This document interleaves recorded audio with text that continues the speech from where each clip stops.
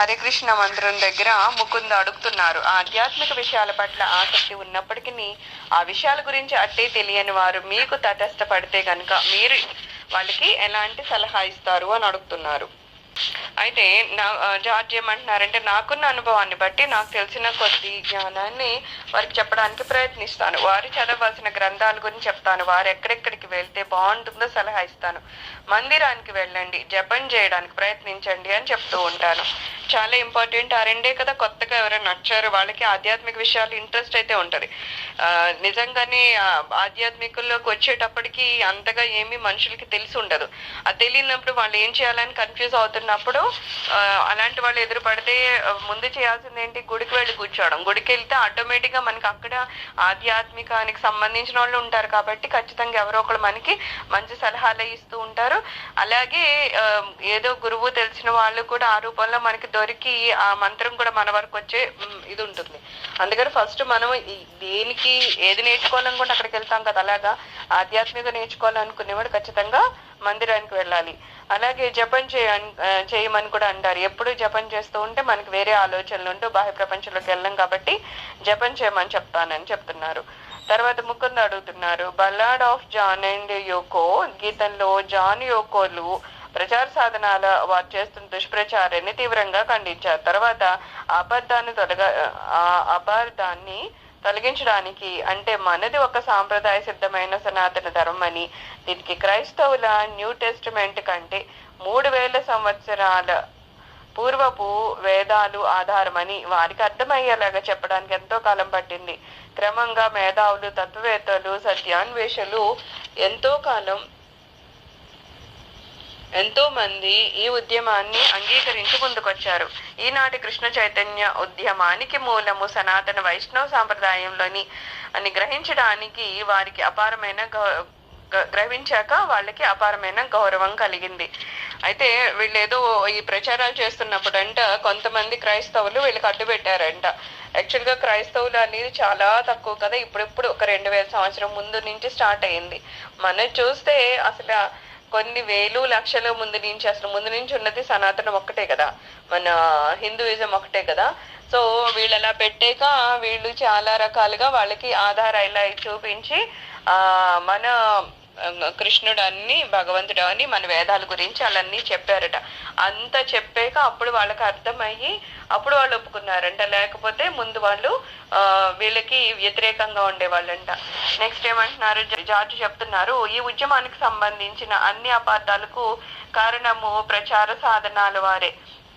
ఎక్కువేమవుతుందంటే ఇప్పుడంటే ఇవి ఫోన్లో వచ్చి మనకి చాలా క్లియర్ గా నిజాలు ఏంటనేది బయటపడుతున్నాయి. కానీ ఒకప్పుడు ఏమయ్యేదంటే ఒక చోట అది ఏం జరుగుతుంది అనేది ఆ పత్రికా విలేకరులు ఏం రాస్తారో అదే అనుకుని వేరే ప్రజలు నమ్మేవాళ్ళు తప్పితే అది అవునా కాదా అని నిజాలు తెలిసే స్థితి ఉండేది కాదు. ఎందుకంటే అప్పుడేం ఫోన్లు లేవు, ఇక్కడి నుంచి అక్కడికి వెళ్ళే వాళ్ళు ఎవరు ఉండరు అంతమంది. సో ఈ పత్రికా విలేకరులు ఎలాంటి వాళ్ళు రాసే దాన్ని బట్టి మనుషులు ప్రభావితం అవడం కదా. సో ఇక్కడ ఏమంటున్నారు, ఇక్కడ ఇలాగా ఈ ప్రచారం ఏదో జరిగింది, దానికి అబద్ధాలు కారణం ఎవరంటున్నారు, ప్రచార సాధనాలు వాళ్ళే అంటున్నారు. వాళ్ళు ఏమవుతుంది, ఆ విలేకరులు అందరూ ఏదో ఎక్కువ ఫారెన్ కాబట్టి క్రిస్టియన్సే ఉంటారు. సో వాళ్ళల్లో ఎవరికైనా వీళ్ళు ఏదో హిందూయిజం అని ఏదో చేస్తున్నారు అంటే మన క్రైస్తవుని ఏదో వెనక్కి తీస్తున్నారని ఒక డౌట్ వచ్చింది అనుకో, ఖచ్చితంగా వాళ్ళు దానికి వ్యతిరేకంగానే ప్రచారం చేస్తారు కదా. అలా ప్రచారాలు చేసేవారంట. మరో విధంగా చెప్పాలంటే వారు మంచి చెప్పారో చెడు చెప్పారన్న విషయాన్ని మనం అంతగా పట్టించుకోవాల్సిన పని లేదు. ఎందుకంటే కృష్ణ చైతన్యోద్యమము ఎప్పుడూ అలాంటి అడ్డంకులకు అతీతంగానే ఉంది. నిజంగా ఉన్నది, మంచి ఉంది, సనాతనం ఉందంటే దానికి ఎన్ని అడ్డంకులు వచ్చినా సరే అది పెద్ద పట్టించుకోదన్నమాట. ఏదో చూడు మంచి ప్రవాహం వెళ్ళిపోతూ ఉందనుకో, మధ్యలో ఎన్నట్లు వస్తాయో, దానివల్ల ఏమైనా నీళ్ళు ఆగుతావా, ఆగదు కదా, ఒక ప్రవాహం ఆగదు. అలాగా నిజంగా మంచి పనులు చేసుకునే వాళ్ళు, నిజంగా ఒక కృష్ణ చైతన్యం ఉద్యమంలో ఉన్నవాళ్ళు ఇలాంటి ఎన్ని వచ్చినా సరే వాళ్ళకి ఆగాల్సిన అవసరమూ పడలేదు, వాళ్ళు ఆగను లేదని చెప్తున్నారు. ఎందుకంటే ఇంకా అవి వాటి చాలా చిన్నవి అన్నట్టు అనమాట. ఇది చూస్తే కొన్ని వేల లక్షల సంవత్సరాల క్రితం నుంచి వచ్చిన మతము, లేకపోతే ఆ వేదాలు అవి నిజంగా ఆ భగవంతుడి నుంచి వచ్చినవి. ఈ క్రిస్టిజం అనేది ఈ మధ్యన వచ్చింది, ఒక 2000 సంవత్సరాల నుంచే ఉంది.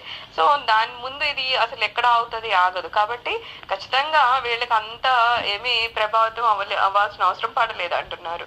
అలాగే ఆ ప్రచార సాధనాలే శ్రీకృష్ణుని గురించి ప్రజలకు తెలియజేసాయి అన్నది అసలు విషయం. ఎప్పుడైతే అబద్ధపు ప్రచారం జరుగుతుందో ప్రజలు ఇంకా మన మీద కాన్సన్ట్రేట్ చేస్తారు. అయితే నిజాలు ఎప్పుడు బయటపడతాయో అలా అన్నారు కానీ అది అలా కాదట, అది నిజం కాదంట అని కూడా తెలుసుకుంటారు. సో వీళ్ళు ఏదైతే తప్పు అని చెప్పడానికి వీళ్ళ ప్రచారం కన్నా వాళ్ళు ఎక్కువ ప్రచారం చేశారనమాట. ఏవని, ఇలాగా కృష్ణుడు అని చెప్పి వీళ్ళు ఏదో ప్రచారాలు చేస్తున్నారు అన్నారు. కాబట్టి జనాలు ఇంకా కాన్సన్ట్రేట్ చేశారు, ఏం చెప్తున్నారు అని. అయితే ఇంకా వీళ్ళు వేదాల గురించి, మన సంస్కృతి గురించి, సనాతన మంది అని ఇవన్నీ వాళ్ళు రుజువు చేసేసరికి ఇంతవరకు అసలు మామూలుగా అయితే పట్టించుకొని వాళ్ళు ఇంకా ఇంకా ఇంకా ఎక్కువ పట్టించుకొని, అంటే ఏదో తప్పుగా వీళ్ళని రుజువు చేయాలనుకునే వాళ్ళు ఆఖరికి వీళ్ళకే సహాయకులుగా తయారైపోయారు అనమాట. అందుకని ఒకసారి మన మీద ఏమన్నా తప్పు ప్రచారం జరుగుతున్నా పెద్దగా ఇదైపోవాల్సిన అవసరం ఏం లేదు. ఎందుకంటే ఏదో రోజు నిజానిజాలు బయటపడతాయి. మంచి గనక ఉంటే మంచి ఎప్పటికన్నా మంచిగానే నిలిచిపోతుంది. సో దాని గురించి ఏదో మనం పెద్ద తపన పడిపోవాల్సిన అవసరం లేదు. వీళ్ళు అంతే, అలా చేసినప్పుడు అది కృష్ణుడి గురించి ఇంకా ఆ ఉద్యమానికి అది సహకరించింది అంటున్నారు, కానీ దానివల్ల వచ్చిన నష్టం ఏం లేదు అంటున్నారు. ముకుంద్ అడుగుతున్నారు, మేము మా సిద్ధాంతాలకు కట్టుబడి ఉండేటట్లు శ్రీల ప్రభుపాదుల వారు మాకు ఎల్లప్పుడూ శిక్షణనిచ్చారు. చౌకబారు ప్రజాదరణ పొందడానికి కొందరికి నచ్చలేదని కృష్ణ చైతన్య తత్వంలో కొంత భాగాన్ని తొలగించడం లేదా మార్చడం లాంటివి చేయొద్దని ప్రభుపాదుల వారు మాకు తెలిపారు. అయితే ఇందులో మనకి ఎస్పెషల్లీ కృష్ణుడి దాంట్లో రాసలీల అనేది అర్థం కాని విషయం. అంటే ఆ భావంలోకి వెళ్ళినోళ్ళు లేకపోతే ఆ తత్వం పూర్తిగా అవగాహన వచ్చినోళ్ళు తప్పితే రాసలీలని వాటిని అర్థం చేసుకోలేరు అనమాట. ఏదో ఇప్పుడు ఒకటో క్లాస్ 2వ క్లాస్ చదువుతున్న పిల్లోడికి తీసుకెళ్లి MBBS బుక్కులు పెట్టేసి చదివేస్తే వాడికి ఏం అర్థం అవుతుంది? వాడు అర్థం కాదు అండు కదా, ఇదేదో పిచ్చిగా మాట్లాడుతున్నారు అంటారు. ఇక్కడ పరిస్థితి అలా ఉంటది. మన సనాతనది ఎంతో అంటే కొన్ని ఎలా ఉంటాయంటే కనీసం చెప్తే కూడా మనకి అర్థం కాదు. అది కేవలం మన లోపల చక్రాలు యాక్టివేట్ అయితేనే అర్థమవుతాయి. ఇప్పుడు వివేక్ చూడమని అలాంటివి కూడా వాళ్ళు అంటారు అనమాట. ఫస్ట్ లో అదే రాస్తారు, ఎవరికైతే కనీసం మూలాధార చక్రం యాక్టివేట్ అయ్యిందో వాళ్ళకి మాత్రమే వివేక్ చూడమని అర్థమవుతారు తప్పితే అందరికీ అర్థం కాదు అంటారు. నేను అలా కొంతమందిని అడిగితే అవును మాకు అర్థం కాలేదని కూడా అన్నారు. ఎందుకంటే కొన్ని చేయాలంటే కొన్ని మనకి లోపల యాక్టివేట్ అవ్వాలి, అంటే భగవంతుని సహకారం మనకు ఉండాలన్నమాట. అంతా అలాంటి దాన్ని మరి ఏమీ తెలియని వాళ్ళకి ఎలా అర్థమవుతుంది? అందుకని వాళ్ళు ఏంటి రాసలీల అనేసరికి మామూలుగా ఏదో ఒక అబ్బాయి అమ్మాయిలు అట్లాగనే చూస్తాడు, బాహ్యపరంగా భౌతికంగా అట్లానే చూస్తాడు తప్పితే అంతకు మించి వాళ్ళ ఆలోచన ఉండదు. కాబట్టి వాళ్ళు కాస్త వ్యతిరేకత ఉండేదన్నమాట ఈ రాసలీల విషయంలో. అందుకని ఎక్కువ అపోజ్ చేస్తూ ఉండేవాళ్ళు. అయితే ఇలాగ అన్నారు కదా అని మీరేమి మార్చేయక్కర్లేదు అని ప్రభుపాదులు వారు చెప్పారంట. వాళ్ళ కోసం మన లెవెల్ ఏం తగ్గించుకోవాల్సిన అవసరం లేదు. వాళ్ళకి అర్థం కాలేదు కాబట్టి వాళ్ళు అలా మాట్లాడుకుంటూ ఉంటారు తప్పితే వాళ్ళకి అర్థం కాలేదు కాబట్టి మన దాంట్లో ఏదో తప్పు ఉందేమో అని మనమే సరది చేసుకోవాల్సిన అవసరం ఏం లేదు అని స్వామివారు చెప్పారట. అయితే భారతదేశం నుండి అనేక మంది స్వామీజీలు యోగులు పాశ్చాత్య దేశాలకు వచ్చినప్పటికీ ప్రభుపాదుల వారు ఒక్కరే సనాతన భారతీయ కృష్ణ చైతన్య తత్వాన్ని యథాతథంగా ప్రపంచ నలుమూలన వ్యాపింపచేసిన ఏకైక శుద్ధ భక్తులు. అయితే మనం చూస్తాం ఇక్కడి నుంచి కూడా చాలా మంది వెళ్తారు, కానీ ప్రభుపాదుల వారి ఆయన ఆ లెవెలే వేరు కదా. ఎందుకంటే ఆయన ఒక్కరే 77 దాటాక వెళ్ళి కూడా ఒక్క సంవత్సరంలో ఎన్ని దేశాల్లోనూ 108 ఇస్కాన్ గుడులు, చిన్న గుళ్ళు కాదు పెద్ద పెద్ద గుళ్ళు స్థాపించి ఇప్పుడు ఫారినర్స్ అందరూ ఇందులోకి వస్తున్నారు, కృష్ణ కృష్ణ అంటున్నారంటే కేవలం ఎవరు చేశారో ప్రభుపాదులు వారు చేశారు. నిజంగా శుద్ధ భక్తులు. ఎప్పుడైతే మన మనశుద్ధిగా ఉంటుందో భగవంతుడు మనం చేసే కార్యక్రమాలని ఇంకా ఇంకా ఇంకా మనకి ఆయన సహకారం చూపిస్తారనమాట. ఏదైనా సరే ఆయన సహకారం లేకుండా మనం చేయలేము. చెడ్డ పనులకి ఏమో తెలియదు కానీ మంచి పనులు చేయాలంటే మాత్రం ఖచ్చితంగా భగవంతుడి సహకారం ఉండాలి.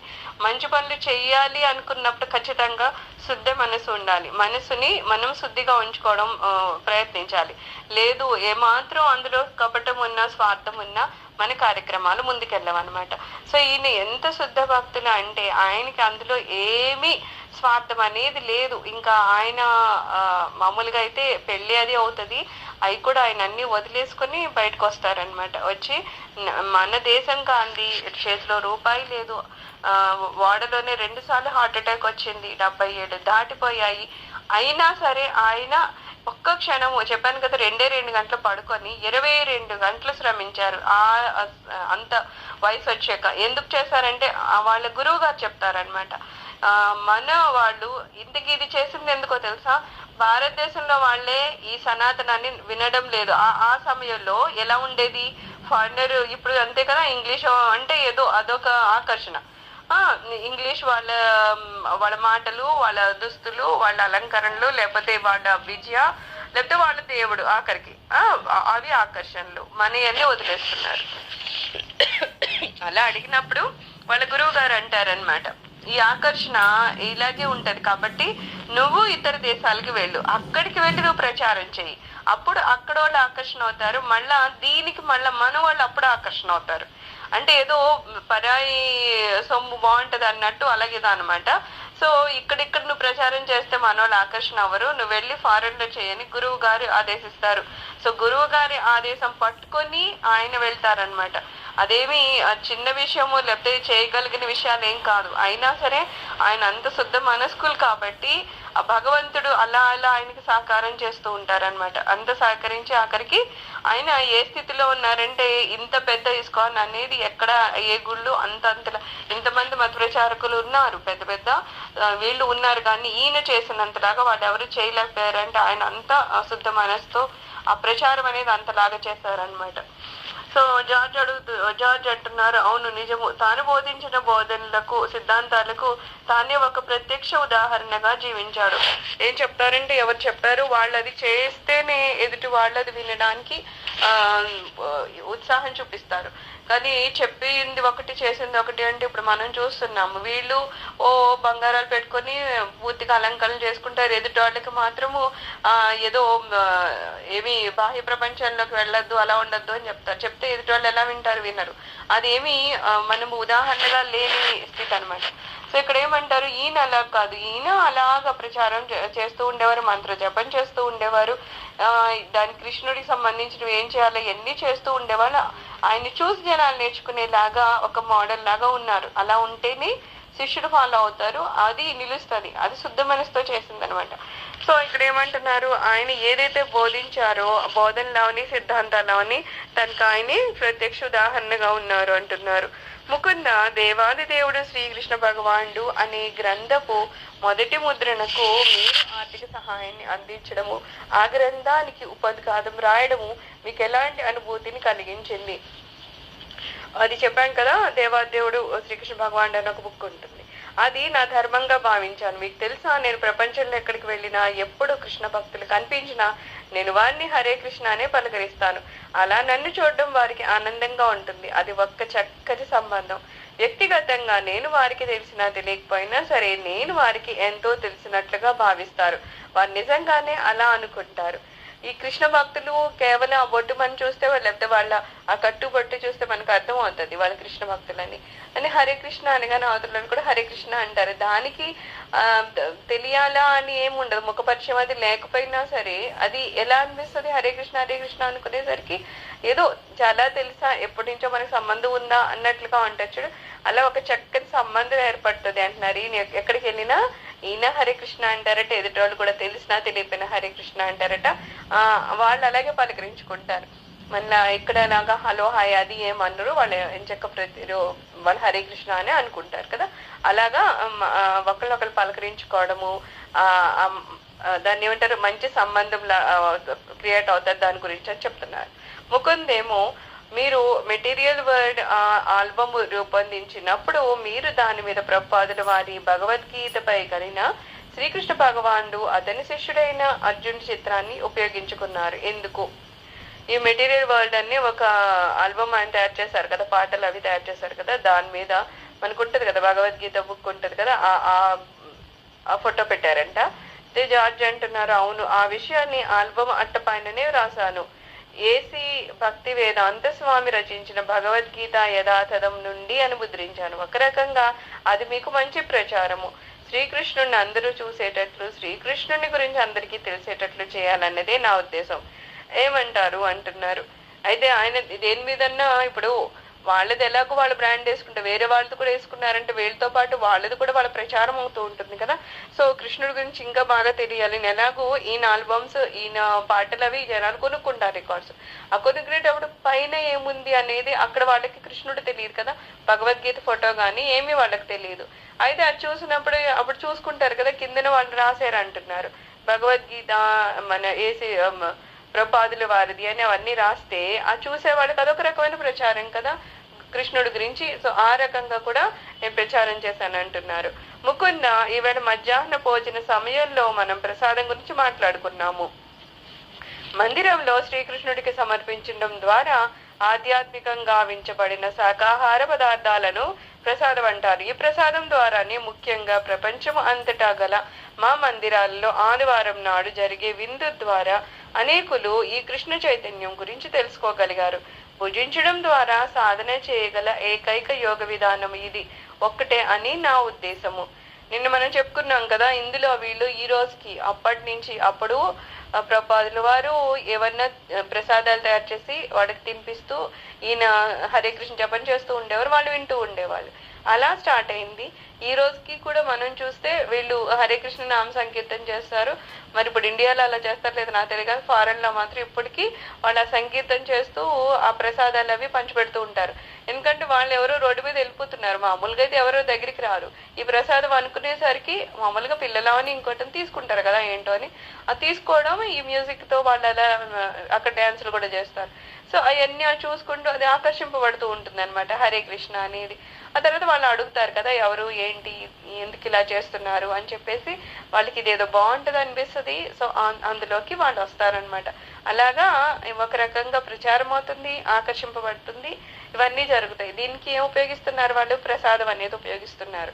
ప్రసాదం కూడా ఎలాంటిది, అక్కడ కృష్ణ భగవానికి ప్రతి పూట కూడా 64 రకాల ఇవి వండి పెడుతూ ఉంటారు కదా, ప్రసాదాలు పెడుతూ ఉంటారు కదా, వాటిని ఇందులో కలిపి భక్తులకి ఇస్తారు. అంటే ఒక రకంగా భగవంతుడు చూసిన ప్రసాదం కాబట్టి దానిలో ఉన్న శక్తి కూడా తినే వాళ్ళకి వస్తుంది. అందుకే కదా మనం ఏం తిన్నా సరే ముందు భగవంతుడికి నివేదించి మనల్ని తినమని చెప్తారు. అందుకే నివేదించదగిన పదార్థాలను వండండి అని కూడా చెప్తారనమాట.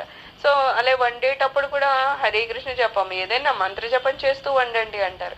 మనం జపం చేస్తూ వంటూ ఉంటే చెప్పినట్టు ఆ మంత్రంలో ఆ శబ్ద రూపంలో ఉన్న భగవంతుడు కదా, ఆ శబ్ద రూపంలో ఉన్న భగవంతుడు మనం వండుతున్న పదార్థంలో కూడా దానికి ఉన్న శక్తి వెళ్తుంది అనమాట. అందుకని ఎప్పుడు భజన చేస్తూ వండిన వంట తినే వ్యక్తులలో కూడా మార్పు వస్తుంది. ఎవరైనా మారట్లేదు అది ఇది అనుకుంటే ఇవన్నీ ఒక రకమైన తంత్రాన్ని అంటారు చూడు, అలా ఉంటది.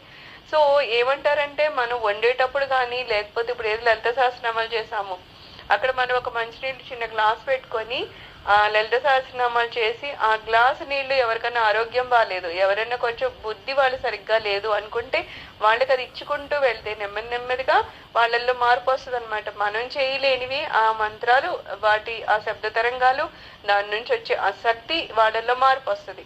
ఇలాంటివన్నీ తంత్ర రూపంలో చేస్తూ ఉంటారు. అలాగా ఇక్కడ ఏమంటున్నారు, మనం కృష్ణుడికి ఏ ప్రసాదం చెల్లిస్తున్నామో కృష్ణుడు ఎలా తీసుకుంటాడు, కేవలం ఆ వాసన వాళ్ళు గ్రహిస్తే అది ప్రసాదం తీసుకున్నట్టే అనమాట. సో స్వామి వారు అలా తీసుకుంటారు.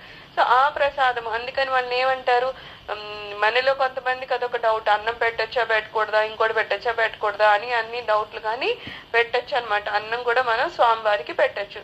పెట్టి అంటే మనం శుద్ధిగా అప్పుడు ఎవరికి ఏం పెట్టని ముందు స్టార్టింగ్ లో ఏమైనా సరే స్వామి దగ్గర పెట్టి వాళ్ళకి నైవేద్యం చడాయించి ఆ తర్వాత మనం తీసుకుంటే చాలా మంచిది. ఎందుకంటే ఆ పదార్థాల్లో కూడా ఏదన్నా లోపం ఉన్నా సరే అది కూడా మనకి ఎక్కువ ఆరోగ్యాన్ని స్పాయిల్ చేయకుండా అది కూడా కాపాడుతుంది. రెండోది మన సంపాదనలో చెప్పారు కదా ఎన్ని రకాల చేతిలో మారి వస్తూ ఉంటాయి. అందరూ సత్కర్మలు చేసిన వాళ్ళ నుంచే మారాలని ఏమీ లేదు. ఏదో దుష్కర్మలు చేసే వాడి నుంచి కూడా వస్తుంది. వచ్చినప్పుడు అక్కడ ఏమంటారు, ఎవరు ఏం చేస్తారు, ఎవరి చేయి తగులుతుందో దాన్ని బట్టి కూడా దాని మీద దాని శక్తి ఉంటుంది అనమాట. సో మనం ఇలా చేసినప్పుడు ఏమవుతుంది, ఎవరైనా దుష్కర్మలు చేస్తున్నారు మనకి తెలుసో తెలియక అట్టించే మనకు వస్తుంది అంటే అది కూడా ఆ ప్రభావం కూడా తగ్గుతుంది అనమాట. ఇన్ని రకాలు ఉంటాయి. ఇవన్నీ మరి మన కళ్ళకు కనిపించవు కాబట్టి మనకు అవి ఏంటో ప్రాముఖ్యత కాదు అనిపిస్తుంది. కానీ నిజానికి ఏంటంటే రోజు మనం వండుకున్నది కాసింత స్వామివారికి చెల్లించి అది మనం తీసుకుంటే ఎంతో మార్పు వస్తుంది. అలాగే ఎవరైనా మారట్లేదు అనుకుంటే వాళ్ళకు కూడా ఇదే పని, కొత్తగా చేయాల్సింది ఏం లేదు. స్వామి దగ్గర పెట్టిన అన్నము, ఆ స్వామి దగ్గర పెట్టిన ప్రసాదాలు వాళ్ళకి ఇవ్వడం, మంచినీళ్ళు వాళ్ళకి ఇవ్వడం చేసి చూస్తే ఒక నెల 2 నెలల్లో మనకు ఆ డిఫరెన్స్ తెలుస్తుంది అనమాట. ఇవన్నీ తంత్ర రూపాలు. ఇవన్నీ అలాగా. ఇప్పుడు ఇక్కడ కూడా ప్రసాదం గురించి మనం మాట్లాడుతున్నాం. ఇక్కడ స్వామివారికి చెల్లించిన ప్రసాదాలు వాళ్ళు అలా పంచిపెట్టి ఆ ప్రసాదాల కోసం అన్న జనాలు ఆకర్షింపబడితే ఆ రూపంలో వాళ్ళు అక్కడికి వచ్చి మళ్ళా కృష్ణ నామానికి ఆకర్షితులై ఆఖరికి కృష్ణుడికే ఆకర్షితులై వాళ్ళు ఆ కృష్ణ మతంలో జాయిన్ అవుతారు అనమాట. ఆ రకంగా కృష్ణ చైతన్యం వాళ్ళు స్టార్ట్ అవుతుంది అనమాట. ఆ రకంగా వీళ్ళు ఈ ప్రచారం చేస్తూ ఉండేవాళ్ళు. జార్జ్ అంటున్నారు, మంచిది, అన్నింటిలోనూ భగవంతుడిని దర్శించడానికి మనం ప్రయత్నించాలి. తద్వారా ఆహారానికి మరింత రుచి ఏర్పడుతుంది. భగవంతుడు అన్నింట్లో ఉన్నప్పుడు మనం ప్రసాదం భుజించడం ద్వారా ఆయన్ను ఎందుకు రుచి చూడకూడదు? రుచి చూద్దాము. నా ఉద్దేశంలో ప్రసాదం ఎంతో ముఖ్యమైంది. శ్రీకృష్ణుడు భగవంతుడు కాబట్టి అతడు పరమ సత్యము. అతని పేరు, అతని రూపము, అతని ప్రసాదము అన్నీ అతని. మనము నిన్న చెప్పుకున్నట్టు ఒక నామం చెప్తేనే భగవంతుడు అన్నాం కదా, నామరూపంలో భగవంతుడు ఉన్నాడు అన్నట్టు ఈ ఆహారం ఏదైతే స్వామివారికి చెల్లించామో మళ్ళా ఆ ప్రసాద రూపంలో కూడా భగవంతుడు ఉన్నారేమో అనుకున్నప్పుడు, అందుకే కదా ఇప్పుడు ఏదో తిరుపతి లడ్డూనో లేకపోతే అన్నవరం ప్రసాదము ఏదైనా ప్రసాదం అనేసరికి కొంచెం జాగ్రత్తగా కింద పడకుండా కళ్ళకద్దుకుని తింటాము. అదే మనం ఇంట్లో వండుకున్నది కాసింత అటు ఇటు పడిపోయినా లేకపోతే మిగిలిపోయినా ఏం చేసినా కొంచెం నిర్లక్ష్యత ఉంటుంది. ఎందుకు, ఇది ప్రసాదం కాదేమో అంటే ప్రసాదం అనే భావం మనలో లేదు కాబట్టి. అదే మనం చెల్లించామనుకో ఇంట్లో ప్రతి మెతుకు అన్నానికి కూడా మనము అంత ప్రాముఖ్యత ఇస్తామన్నమాట. సో ఇక్కడ ఏమంటున్నారు, ఎప్పుడైతే దేవుడికి చెల్లించావో అది భగవంతుని స్వరూపం అయిపోతుంది, అన్నం పరబ్రహ్మ స్వరూపం అని. ఇంకప్పుడు మనం ఇంట్లో ప్రతిదాన్ని కూడా చాలా జాగ్రత్తగా తింటాము. అలాగే ఇంతకుముందు చెప్పాను, ప్రసాదము ఇప్పుడు జంతువులు అవి ఉన్నాయంటే మనకి ఏదో అదృష్టం కొద్దీ శరీరం ఇచ్చాడు భగవంతుడు, వాక్ ఇచ్చాడు, బుద్ధి జ్ఞానము ఇచ్చాడు కాబట్టి మనం భగవంతుడి స్తోత్రాలు చేస్తున్నాం, భగవంతుడికి నైవేద్యం చడాయిస్తున్నాం, ఇవన్నీ చేస్తున్నాం. మరి పాపం జంతువులు ఉన్నాయంటే వాటి ఏదో కష్టం పాప పుణ్యాలను అనుభవించడమే తప్పితే క్రొత్తగా అవి పుణ్యాన్ని గ్రహించే స్థితి వాళ్ళకు ఉండదు. ఎందుకంటే అవేం పూజలు అవి చేయలేవు. అందుకని మనం ఏం చేయాలంటే భగవంతుడికి నివేదించిన దానిలో కాసింత భాగం తీసి మళ్ళా ఆ జంతువులకి ఏవో కొంత మనం ఏవో పెట్టాలనుకుంటున్నాం కదా, దాంట్లో కలిపి అది ఇక్కడ పెడితే ఆ ఏ జంతువులు తిన్నాయో ఒక రకంగా వాటికి ఇంకా పుణ్యం వెళ్తూ ఉంటుంది. మనము ఒక స్టోరీలో అలాగే కదా, ఎవరో పూజ చేసి అలాగ ఒక రావి చెట్టు కింద పెడుతూ ఉంటే అక్కడ ఏదో కాకొచ్చి తింటుంది అనుకుంటాడు. కొన్ని రోజులు పోయాకన ఒక రాక్షసుడు వచ్చి అంటాడనమాట, మీరు ఇలా ప్రసాదం పెట్టడం వల్ల నా పాపం కరిగింది, ఇప్పుడు నేను దివ్యధామానికి వెళ్ళిపోతున్నానని చెప్తాడనమాట. అలాగా ఏ పక్షులు ఏం తిరుగుతున్నాయో మన చుట్టూ ఇన్ని జీవరాశులు ఉన్నాయి కదా, అవన్నీ అన్నిటిలోనూ ఆత్మలు ఉన్నాయి, అన్ని ఏవో అనుభవించడానికి ఇక్కడికి వచ్చాయి. మనుషులే కాదు కదా, చిన్న చీమ దోమ నుంచి కుక్కలు కోతులు ఏం వచ్చినా సరే ప్రతివి దాంట్లో ఏదో ఆత్మ ఉంది, ఏదో అది అనుభవిస్తోంది. దానికి ఏదో పాపం అడ్డు ఉంది అనుకుందాం, మరి ఎలా తొలుగుతాయి? మనం ఇలా చేస్తాయి తొలుగుతాయి అనమాట. అందుకని రోజు మనం పెట్టే ప్రసాదం కాసింత వాటికి పెట్టే అన్నంలోనూ వాటికి పెట్టే రోటీలు ఎందులోనో కలిపి కాసింత అక్కడ పెడితే అవి గ్రహించి వాటికి ఆ పుణ్యం కూడా వెళ్తుందనమాట. ఇవన్నీ సూక్ష్మ ధర్మాలు, మనకి కనిపించే ధర్మాలు ఏమి ఉండవు. కానీ మనకి జీవితం మారిపోతూ ఉంటది కదా, అరే ఎందుకు మారిపోతుంది అని మనకే అనిపిస్తుంది, ఎదుటోడికి అనిపిస్తుంది. ఇంతలా మారిపోతుంది అని అనుకుంటాం. ఎందుకు మారిపోతుంది అంటే ఇలా చిన్న తంత్రాలు చేసుకుంటూ పోతాం కదా, వీటి వలన ఇంత మన జీవితం మారిపోతుంది అనమాట. ఇవన్నీ కనిపించేవా అంటే కనిపించవు. ఎవరికి కనిపించవు కాబట్టి దేవుడి మీద అంతగా నమ్మకం లేనోళ్ళు, ఆధ్యాత్మిక మార్గంలో లేనోళ్ళు ఇలాంటివి చేయడానికి పెద్ద ఇష్టపడరు. కానీ ఆధ్యాత్మిక మార్గంలో ఉన్నవాళ్ళు మాత్రం ఇలాంటి ఖచ్చితంగా చేయాలి. మనం తినే ముందు భగవంతుడికి నైవేద్యంగా ఆయనకి ముందు పెట్టి మనం తినాలి. ఆ తినేది కూడా భగవంతుడు ఇచ్చాడు, భగవంతుని స్వరూపం ఇది అనుకొని చాలా జాగ్రత్తగా తినాలి. ఆ ప్రసాదాన్ని మిగిలిన జీవులకు కూడా అందించాలి. వాటిలో ఏమన్నా కాసింత పాపం ఉండిపోతే ఈ ప్రసాదం తిని అవి ఇంకొంచెం మంచి గతుల్లోకి వెళ్ళగలుగుతూ ఉంటాయి అన్నమాట. ఆ రకంగా కూడా మనము ఇంకొంత పుణ్యాన్ని పొందుతాం. వేరే వాడికి మంచి చేస్తున్నాం అంటే మనకు కూడా పుణ్యమే కదా. ఇన్ని రకాలు ఉంటాయి. మన ఆలోచన అంటే ఇంకా ఇంకా ఇంకా ఇంకా ఎంత జనాలకి హెల్ప్ చేయగలము, స్వార్థంలోంచి ఎంత నిస్వార్థంలోకి వెళ్ళగలము. ఏదో ఇంతకు ముందు 100 రూపాయలు ఎవరికన్నా ఇవ్వాలంటే 10 సార్లు ఆలోచించే తలంపు ఇప్పుడు ఒకసారి కూడా ఆలోచించకుండా ఇవ్వగలిగే స్థితికి వెళ్ళాలి. డబ్బులు ఎనకాట్లు ఉన్నాయి లేదా అనేది అక్కడ అది రీజన్ అవ్వకూడదు అనమాట. ఉన్నాయి కాబట్టి ఇస్తున్నాను అనేది ఒక తత్వం. ఆధ్యాత్మికలు అలా కాదు. ఇప్పుడు నేను చెయ్యాలి ఒకరికి నిస్వార్థంగా, ఇలా ఇస్తే వాళ్ళకి ఏదో అవసరం తీరితే నా వలన ఒకరికి ఏదో లాభం జరుగుతుంది, లేకపోతే నా వలన ఒకరు ఏదో ఉద్ధరింపబడుతూ ఉంటారు, దాని వల్ల కూడా భగవంతుడు ఆనందించి ఆయన ఆశీస్సులు నాకు ఉంటాయని మన ఆలోచన విధానం మారుతూ ఉంటుంది అనమాట. సో ఇన్ని రకాలుగా మనం ఆలోచనని మార్చుకోవాలి. తర్వాత ఏమంటున్నారు, శ్రీకృష్ణుడు భగవంతుడు కాబట్టి అతడు పరమ సత్యము, అతని పేరు, అతని రూపము, అతని ప్రసాదము అన్ని అతడే. మనిషి హృదయంలోకి మార్గము పొట్టలోంచేనని అంటారు కదా. ప్రసాదం పూజించడం ద్వారా మనము ఆత్మను చేరుకోగలిగితే మనం అలా ఎందుకు చేయకూడదు? నిజానికి హరే కృష్ణ మహామంత్రాన్ని జపించడము, సంకీర్తన చేస్తూ నృత్యం చేయడము, ఒకచోట కూర్చొని తత్వం గురించి చర్చించడము కంటే గొప్ప విషయం ఏముంటుంది? ఆ సమయంలోనే హరే కృష్ణ భక్తులు ప్రసాదం తీసుకుని వస్తారు. అది శ్రీకృష్ణుడు ఇచ్చిన గొప్ప వరము, ఆధ్యాత్మిక ప్రాముఖ్యతను కలిగినటువంటిది. క్రైస్తవ ఆరాధనలో ఇచ్చే సత్ప్రసాదానికి దీనికి మధ్య ఎంతో తేడా ఉంది. అది కేవలం ఒక చిన్న గోధుమ అప్పము. శ్రీకృష్ణుడి ప్రసాదం అలా కాదు, అది సంపూర్ణంగా ఒక విందు భోజనం. నిజంగా ఎంతో రుచిగా ఉంటుంది. పైగా అది భౌతికాతీతమైంది. అంతేకాకుండా వ్యాపారాత్మకమైన నేటి యుగంలో ఈ ప్రసాదము నలుగురిని తన ప్రక్కకు ఆకర్షిస్తుంది. ప్రజలు ఏదో ఒక కొత్తదనాన్ని, ప్రత్యేకతను కావాలి అనుకున్నప్పుడు ప్రసాదము ఆ పని చేయగలుగుతూ ఉంటుంది. ఎంతో మందిని ఆధ్యాత్మిక జీవితం వైపుకు ఆకర్షించడంలో ప్రసాదము ప్రధాన పాత్ర వహించిందనడంలోనూ ఏమాత్రము సందేహం లేదు. అది అన్ని రకాల దురాభిమానాలను తొలగించుతుంది. ఎందుకంటే వారు ఇలా అనుకుంటారు, ఓహో కొద్దిగా త్రాగడానికి లేదా కొద్దిగా తింటే ఇబ్బంది ఏమీ లేదు. తర్వాత ఇదేంటి అని అడుగుతారు. ఓహో ప్రసాదం చాలా బాగుంది అంటారు. ఆ తర్వాత వారి కృష్ణ చైతన్యంలోని మరో అంశాన్ని తెలుసుకోగలుగుతారు. తర్వాత వారు ఇలా అంటారు, ఇది ఎంతో రుచిగా ఉంది, మాకు మరింత ఇవ్వగలరా అని. మీ మందిరాల్లో ఎంతో మంది అలా అడగడం నేను చూశాను. ముఖ్యంగా వృద్ధులు. మొట్టమొదటిసారి వారు కొంచెం ఇబ్బంది పడి అడగకపోయినా వారికి ప్రసాదం ఎంతగానో నచ్చుతుంది. చివరికి వారు మందిరం నుండి వెళ్ళేటప్పుడు పర్లేదు మొత్తాన్ని ప్రసాదం బాగానే ఉంది అనుకుంటారు.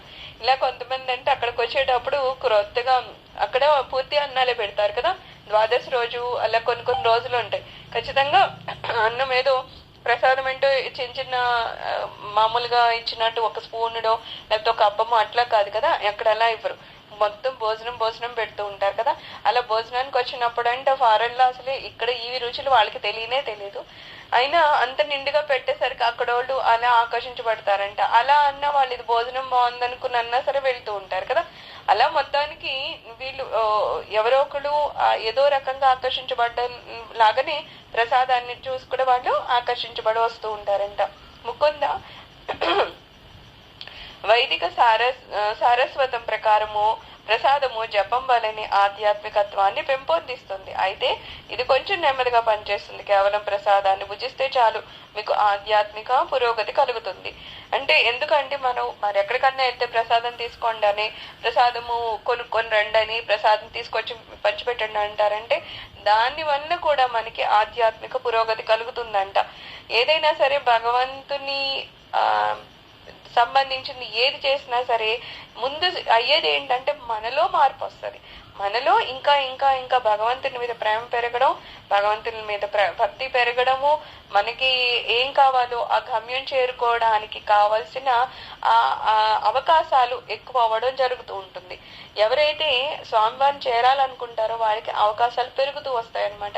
అవి తగ్గే ఛాన్సెస్ ఉన్నా సరే స్వామివారు ఏదో ఒకటి చేసి మనకి సరైన మార్గంలో వెళ్ళడానికి ఏమి కావాలి, ఏ వ్యక్తులు మనకి సహకరించాలో వాళ్ళందరూ మనకి సహకరించేటట్టు, పరిస్థితి సహకరించేటట్టు, ఆరోగ్యం సహకరించేటట్టు. నిన్న మనం చెప్పుకున్నాం స్టార్టింగ్ లో ఏమవుతుందంట, నిజంగా మనిషి భగవంతుని భక్తి కోసము బయలుదేరుతున్నాడంటే ఫస్ట్ అతనికి జరిగేది ఏంటంటే చాలా కష్టం వస్తుంది జీవితంలో, చాలా చాలా కష్టం వస్తుంది. అయితే అటు ఇటు కొట్టుకుంటాడు, రకరకాలుగా ప్రయత్నాలు చేస్తాడు, ఆ మనిషిని ఈ మనిషిని కోరుతాడు. ఎక్కడ ఏం చేసినా సరే ఆ జీవితంలో కష్టం అనేది తీరదనమాట. చూస్తాడు నా వల్ల కావడం లేదు, నేను నలుగురిని అడుగుతుంటే ఎవరి వల్ల కావడం లేదు, నా జీవితం అశాంతిగా ఉంది, ఏదో అసౌకర్యంగా ఉంది, అసలు జీవితం ఏంటో పర్థం లేకుండా ఉంది అనుకున్నప్పుడు ఇంకో ఎవరో ఉన్నారు నన్ను ఇక్కడ బయటికి లాగడానికి అని మన ఆలోచన వెళ్తుందంట. అప్పుడు మన దృష్టి ఎటువైపు వెళ్తుంది, ఇంకో ఎవరో ఉన్నారని. ఆ ఎవరో అని అనుకునేసరికి అప్పుడు భగవంతుడు ఒక వ్యక్తి రూపంలో, ఒక గురువు గారి రూపంలో మన ముందుకు వస్తారట. ఆ గురువు గారు వచ్చినప్పుడు ఆయన చెప్తారనమాట, అవును ఇంకో ఎవరో ఉన్నారు, నీ జీవితం నీ చేతిలో కాదు, ఇంకో జీవితం చేతిలో ఉంది, నువ్వు ఆయన చేతిలో పెట్టేసి నీ చేతిలో ఎత్తేసావు అనుకో, నీ జీవితం అంతా ఇంకా ఆయన చూసుకుంటారని చెప్తారనమాట. అందుకే ఆయన రకరకాల రూపాల్లో మనకు చెప్తారు. ఒక మంత్ర రూపంలో, శబ్ద రూపంలో భగవంతుడు కనబడతాడు, ప్రసాద రూపంలో మనం తినే రూపంలో భగవంతుడు కనబడతాడు, అలా మూర్తి రూపంలో ఎదురుగుండా కనబడతాడు, అలా ఆత్మ సాక్షాత్కారం అంటారు, ఆత్మ రూపంలో భగవంతుడు కనబడతాడు. అంటే ఎన్ని రకాలుగా నువ్వు భగవంతుని చూడగలవు అంటే విశ్వమంత స్వామి వారే ఉన్నారు, అందుకని అన్ని రకాలుగా నువ్వు చూడు అని అలాగ మనల్ని గురువు గారు ప్రేరేపిస్తూ ఉంటారంట. బాగుంది. ఇంకా మనం మొదలు పెట్టాక భగవంతుడు చేసే ఫస్ట్ పని ఏంటట, నెమ్మదిగా మనకి ఏ కష్టాల కోసమని కదా వెళ్ళాము. ముందు మనం దేనికి వెళ్ళాము, ఏదో స్వామి కష్టంగా ఉంది నా జీవితాన్ని ఉద్ధరించు, దీనికోసమే వెళ్తాం. ఫస్ట్ మనం ఆత్మ సాక్షాత్కారానికి వెళ్ళాం. ఎప్పుడు భక్తి అనేది ఎక్కడ స్టార్ట్ అవుతుంది, నా కష్టం నుంచి నువ్వు బయటికి తీయనే స్టార్ట్ అవుతుంది. సో అక్కడికి వెళ్ళాక స్వామి ఏం చేస్తారు, కొన్ని రోజులు పోయేసరికి మనకే కష్టం అనుకుంటున్న ఆ కష్టాలన్నీ తీసి పక్కన పెడతారు. అలాగే మన ఆరోగ్యాలు బాగోకపోతే వాటిని కూడా ఆరోగ్యాన్ని కూడా నెమ్మదిగా కుదిరిపరుస్తారు. ఎందుకంటే ఆరోగ్యం బాగోపోయినా మనం భక్తి చేయలేం కదా, శరీరం కూడా మనకు సహకరించాలి. అలాగే ఏ వ్యక్తులు అయితే మనల్ని ఇబ్బంది పెడుతున్నారో, ఏ వ్యక్తుల వల్ల మనం భక్తి చేయలేకపోతున్నామో ఆ వ్యక్తుల్లో కూడా మార్పులు తీసుకొస్తారు. ఎందుకంటే అవి మార్పు రాకపోతే మనం చేయలేము. ఇలాగా ఎవరు చేస్తున్నారు, ఏ స్వామిని అయితే మనం పాదం పట్టుకోవడం వరకే పని, ఆ తర్వాత మనం ఏం చేయక్కర్లేదు. ఈవెన్ మనలో మన మార్పులు కూడా మనం చేయక్కర్లేదు, కేవలం స్వామి అని అనుకుంటే చాలు. ఆయనే మనలో మార్పులు, ఎదుటి వాళ్ళలో మార్పులు, మన శరీరంలో ఆరోగ్యంలో మార్పులు. అంటే మనకు అప్పటి వరకు ఏదో ఒక రోగం కుదరదు, ఎంతమంది డాక్టర్ దగ్గర చూపించినా కుదరదు. కానీ ఎప్పుడైతే స్వామి అనుకుంటారో ఈ రోగం కుదిరేటట్టు చేద్దాము అనుకుంటే, మనకి ఎప్పుడు వాడిన మందులే అవ్వచ్చు, ఎప్పుడు వెళ్ళిన డాక్టరే అవ్వచ్చు, అయినా సరే అప్పుడు వాడేసరికి అరే ఇప్పుడు తగ్గిందే అంటాం. మరి ఇన్ని సంవత్సరాల నుంచి అంటే అప్పటి వరకు ఆ స్వామి వారు మనకి ఏదో పూర్వజన్మల్లో ఉన్న పాపం ఏదో ఉండిపోయింది, లేకపోతే మన జపతపాలేవో ఇంకా సరిపోలేదు, అందుకని అవి అలా మనని అనుభవించేటట్టు చేస్తూ ఉంటారు. సడన్ గా అవన్నీ మనకి తగ్గుముఖం పడుతూ ఉంటాయి అనమాట. ఇంకెక్కడి నుంచి చేయాల్సింది ఏంటి, అంతా బాగుంది, జీవితం బాగుంది, చుట్టుప్రక్కల మనుషులు బాగున్నారు, పరిస్థితులు మనకి అనుగుణంగా ఉన్నాయి. ఇక పైన మనం చేయాల్సింది, మనము సరే భక్తిలో ఉన్నాం, మనతో పాటు ఇంకా నలుగురిని మనం భక్తిలోకి తీసుకొని రావడం. ఎందుకంటే నన్ను ఉద్ధరించడానికి గురువు గారు ఉన్నారు, మరి వాళ్ళని ఎవరు ఉద్ధరిస్తారు, వాళ్ళకి తెలియదు కదా, గురువులు అంటే తెలియదు, ఆధ్యాత్మిక మార్గం అంటే తెలీదు, భగవంతుని అసలు భగవంతుడు సర్వవ్యాపి అయి ఉన్నారనే విషయమో తెలీదు, ఒకవేళ ఉన్న ఆయన్ని ఎలా పట్టుకోవాలో తెలీదు. ఇలాంటి వాళ్ళకి చెప్పితే వాళ్ళ జీవితం కూడా ఉద్ధరింపబడుతుంది. మనిషి అనేవాడు ఎందుకు వచ్చాడు, జీవితాన్ని ఉద్ధరించుకోవడానికి. తన జీవిత లక్ష్యం ఏంటి, మోక్షాన్ని పొందడం. ఇవి తెలియని వాళ్ళు ఏం చేస్తారు, ఏదో తిన్నామో ఉన్నామో తిరిగామో అన్నట్టు ఉంటారు. అలా ఉంటే ఏమవుతుంది, ఈ శరీరము దాని లక్షణాలు దానికి ఉంటాయి కదా, కొంతకాలం ఉంటున్నారు వెళ్ళిపోతుంది. మరి శరీరం వెళ్ళిపోయాక గత ఏంటి, అది తెలియాలంటే ఏం చేయాలి, వ్యక్తి తెలుసుకోవాలి. ఎలా తెలుసుకుంటాడు, ఎవరైనా గురువులు దొరికితే. మరి గురువులు దొరకాలంటే ఏం చేయాలి, కృష్ణుడి వైపు మళ్ళీతే. కానీ మనం భగవంతుడి వైపు మళ్ళీ ఎంత పుణ్యం మన దగ్గర ఉంటేనే మళ్ళగలుగుతాం. మరి మన దగ్గర పుణ్యం లేదు, అప్పుడు ఎలా మళ్ళుతారు? అప్పుడేమంటారు, నీకు పుణ్యం లేదు, నువ్వు చేయలేకపోతున్నావు అంటే కూడా బలవంతంగా నువ్వు రామ రామ అని 2 సార్లు అన్నప్పుడు మూడోసారి రామ అనేంత పుణ్యం నీకు వస్తుంది అని చెప్తారు. అలా అనమాట. సో ఫస్ట్ లో మనకి అన్ని అనుగుణంగా ఖచ్చితంగా ఉండవు. నేను చేయలేను అనేవాళ్ళు అర్థం చేసుకోవాల్సిన విషయం ఏంటంటే, మనకి అనుగుణంగా ఉండవు, అనుగుణంగా మలుచుకోవాల్సిందే మనము. అదేంటి అంటే చేసే కొద్దీ 2 సార్లు రామ అంటే మూడోసారి పలికినట్టు, అలాగే మళ్ళీ ఇంకో 4 సార్లు అంటే ఇంకో 2 సార్లు పలకడానికి పుణ్యం దొరికినట్టు. ముందేమంటారు, నువ్వు చేసుకుంటూ వెళ్ళు, ఆ తర్వాత ఆ పుణ్యం నీకు ఎంతలా చేస్తుందంటే, నీకు ఉన్నా లేకపోయినా సరే ఆ జపం జరిగేటట్టు, నీకు అన్ని అనుగుణంగా జరిగేటట్టు ఆ స్వామి వారే నిన్ను మళ్ళిస్తూ ఉంటారనమాట. అలాగా భక్తి అనే జీవితం ఉంటుంది. స్వామివారు చెప్తారు, కొంతకాలం తర్వాత నా పాదాలు ఎవరు పట్టుకుంటారో ఆ తర్వాత వాళ్ళకి ఎక్కడా ఎటువంటి దుఃఖం అనేది రాకుండా నేను చేస్తాను. ఒకవేళ వచ్చినా ఏదో చూడు పాము కచ్చే చోట చీమ కచ్చేటట్టు నేను వాటిని తగ్గిస్తాను అని ఆయనే మనకి భరోసా ఇచ్చున్నారు. సో ఇలాంటి తెలిసిన వ్యక్తి బ్రతికే పద్ధతికి అసలు నాకెవరు లేరేమో, రేపొద్దున నా పరిస్థితి ఏంటని భయపడే వాడి జీవితానికి ఎంత వ్యత్యాసం ఉంటుంది కదా. అందుకని నిజమైన ఆధ్యాత్మిక జీవితం అంటే ఏంటో తెలుసుకునేవాడు చాలా ధైర్యంగా బతుకుతాడు. అంతే ధైర్యంగా నిజమైన మార్గంలో కూడా వెళ్తాడు. స్వార్థానికి పోవాల్సిన అవసరం లేదని అర్థమవుతుంది. ఎందుకంటే నువ్వు నీ స్వార్థంగానే ఉంటేనే అప్పుడు భగవంతుడు ఇష్టపడతాడు, అప్పుడే భగవంతుడు నా సహకరిస్తాడు. భగవంతుడు సహకరిస్తే మనకి ఏమంటారు, మంచం మీద అయినా సరే తినడానికి అన్నం నా దగ్గరికి వస్తుందని చెప్తారు కదా. సో అలా ఉంటుందన్నమాట. ఎవరు ఎక్కడ ఏంటి అనేది మనకి ఏం అర్థం కాకపోయినా ఆ క్షణంలో అక్కడికి ఎప్పుడు ఎలా ఏం కావాలనేది స్వామివారు మనకి ఇస్తూ ఉంటారనమాట. సో ఇది ఒక ఆధ్యాత్మికమైన పద్ధతి. సర్వం శ్రీకృష్ణ చరణారవిందార్పణమస్తు.